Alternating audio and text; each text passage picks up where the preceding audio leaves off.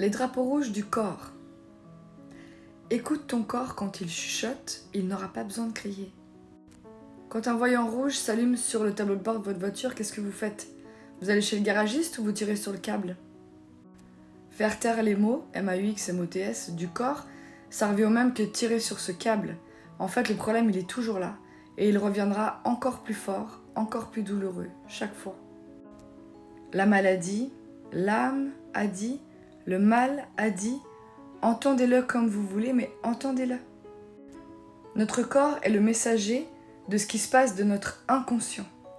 Et nous ne pouvons pas changer les choses dont nous ne sommes pas conscients.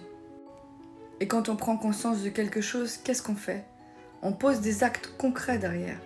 Parce que tout savoir dans sa tête sans rien poser dans la matière, ça n'a aucune incidence et absolument rien ne changera.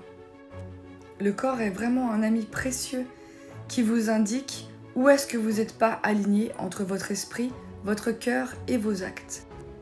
Et pour comprendre le message caché qu'il envoie, il faut toujours se demander quel organe est atteint et surtout quelle est sa fonction.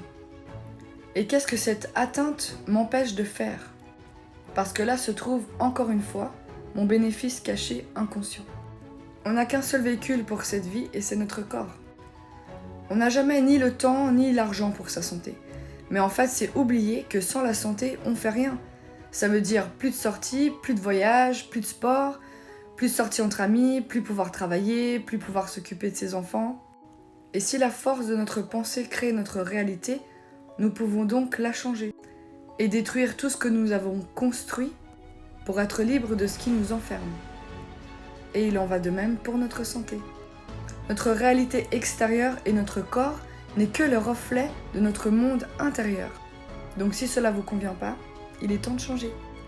C'est sûr que prendre la responsabilité de sa santé et de sa vie, ça demande du courage, oui, évidemment.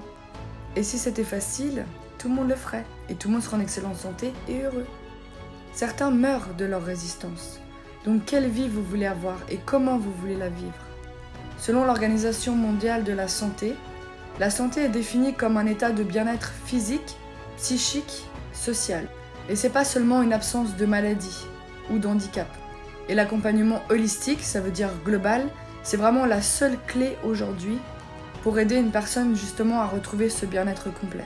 Oui, ça demande d'investir sur soi-même. Oui, ça demande de s'engager envers soi-même. Et avaler des pilules ne nous aidera pas sur ce chemin.